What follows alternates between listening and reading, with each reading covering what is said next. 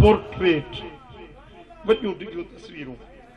पर हिकिड़ी तस्वीर ॿी खां वधीक सुहिणी हूंदी हिकिड़ी खे ॾिसी चवंदा वाह जी सुहिणी आहे वरी ॿी ॾिसंदा अल्लाह हुस्न त हिन में टी ॾिसंदा त हू चवंदा अल्लाह हुस्न त हिन में आहे अहिड़ियूं तस्वीरूं रखियूं हूंदियूं पोइ चवंदो जहिड़ी मुंहिंजी सूरत अचे उन तस्वीर ते हथ रखंदो पाण ओड़ो सुहिणो थी पवंदो सुभान अल्लाह हिते जहिड़ा ठहिया आहियूं तहिड़ा ठहिया पिया आहियूं तो पिनोड़ो विझंदो आहे न कारब में थोपो विझंदो आहे जहिड़ो कारब मां ॿाहिरि मिठी निकिती समझो जहिड़ा ठहियासीं इहे अञा बि ॾींहों ॾींहुं विख पोइते अॻिते न सुभान अल्लाह पर जन्नत में हर माण्हू हसीन हूंदो हर माण्हू सुहिणो हूंदो वरी मन पसंद सूरत मिलंदी चवंदो अहिड़ी मुंहिंजी सूरत अचे ओड़ी सूरत सुभान अल्लाह सुभान अल्लाह मुंहिंजा दोस्तो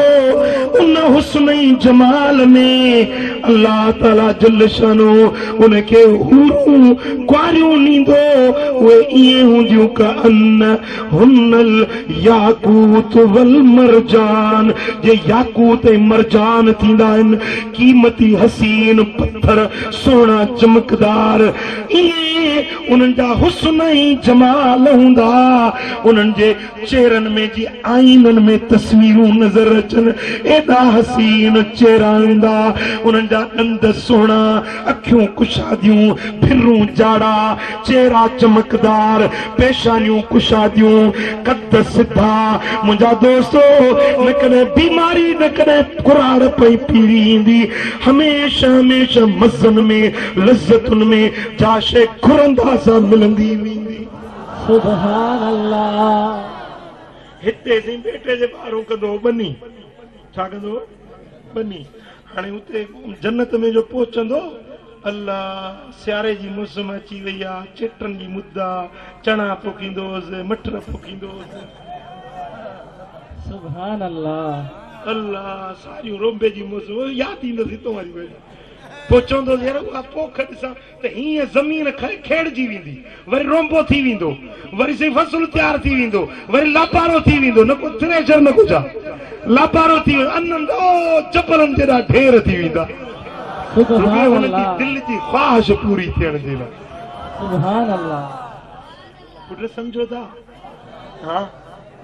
वमा तश्तहील अनफुस जीअं चवंदो तीअं थी पवंदो सुभान अल्लाह बेटा दुख जा ॾींहं हिते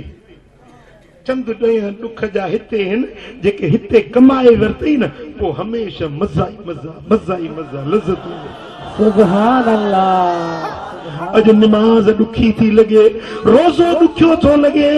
सुन्नत नबी जी ॾुखी थी लॻे छो त माण्हू खिलंदा ॾाढी ते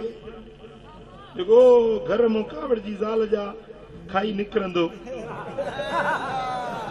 सो वॾाड़ी वारे जी कावड़ी है मुल्लो सुभान अल्लाह हां अफ़सोस मुंहिंजे महबूब जी सुन्नत नथी वणे ना हां ओ मिठा माण्हू खिलन भली खिलन दुनिया खिले परवाह न कर फतवाऊं मिलन परवाह न कर सुभान अल्लाह चरियो आया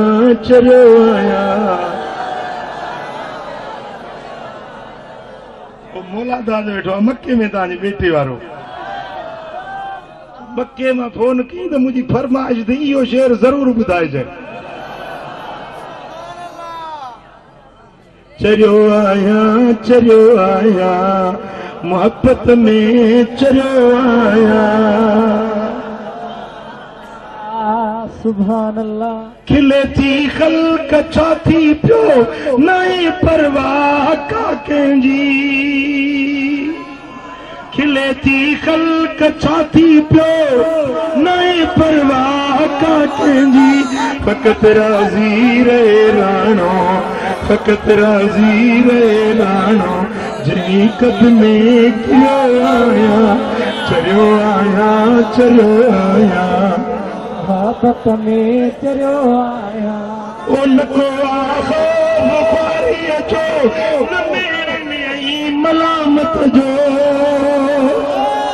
न को आगाज़ ख़्वारी जो न मेहण में आई मलामत जो ये दरिया था नन जा तलब में सब तरियो आया चरियो आया चरियो आया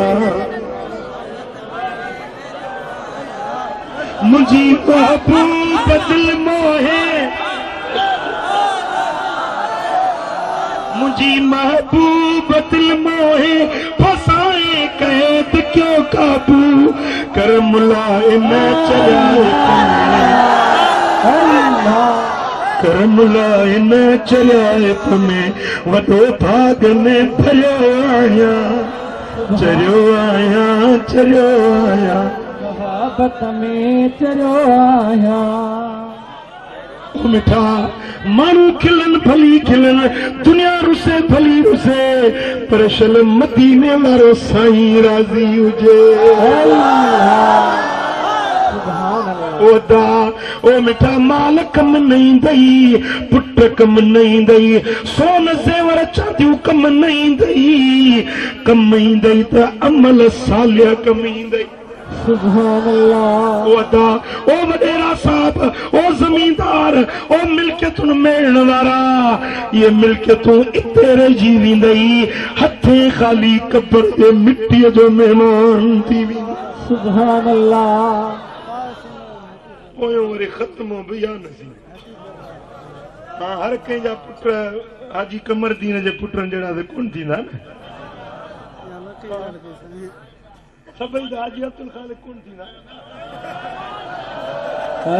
मरी वेंदे त ख़त्मे सां बि यादि कोन कंदई पोइ ओ मिठा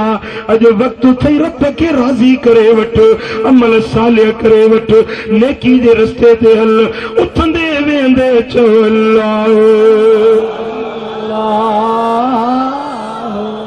मां वरी साॻी क़ुरान जी आयत तो वरजाया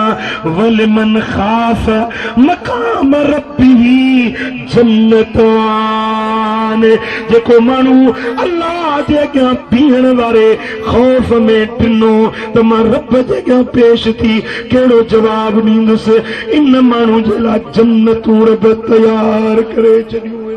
सुभान अल्लाह अल्लाह जो खौफ रखो खुदा का डिजो गुनाहन का बचो बेफरमानियन का बचो सोने नबी जी सुन्नत शरीयत दीन जे रस्ते ते हलंदे हिते बि वाह वाह हुते बि वाह वाह सुभान अल्लाह ओ जेके नमाज न पढ़ंदा आहियो अॼु अहद कयो त इंशाअल्लाह नमाज पढ़ंदा नमाज अमड़ियूं भेनरूं बि पढ़ंदियूं ऐं जेके मूवी ते ॿुधनि वेठा उहे बि पढ़ंदा हाँ सभु नमाज़ पढ़ो ऐं गुनाहनि खां बचो बुराइनि खां बेफरमाइनि खां बचो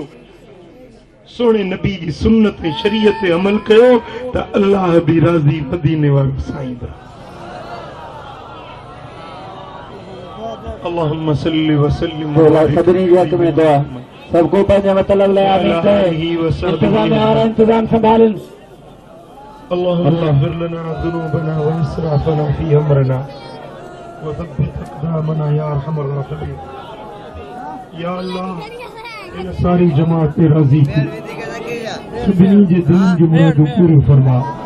कर्ज़ वारनि जा कर्ज़ ला बीमारनि खे शिफ़ा ॾे दर्दमंदनि जा दर्द दूर कर साहिलनि जा सुवाल पूरा कर मुश्किल ज़दनि मुश्किलातूं आसान कर इन पूरे मुजमे ते पंहिंजूं रहमतूं ऐं बरकतूं नाज़िल फरमा या अल्लाह हाजी कमरदीन जी मग़फ़िरत फरमा ए मुंहिंजा मौला जे मरहूम जे ईसाले सवाब जे लाइ हीउ जलसो रखायो वियो आहे मौला उन जी मग़फ़िरत फरमा उन जा दर्जात बुलंद फरमा उन जे पुट जावेद अहमद खे तूं अजर अता फरमा इन ख़ैरात जो उनखे बहितर सिलो अता फरमा ये मुझा मौला इन पूरे मजमे ते रहमतूं ऐं बरकतूं नाज़िल कर इन्नल्लाह व मलाइकतहू युसल्लूना अलन नबी या अय्युहल्लज़ीना आमनू सल्लु अलैहि व सल्लिमू तस्लीमा अल्लाहुम्मा सल्लि व सल्लिम मुबारिक अला हबीबिना मुहम्मद।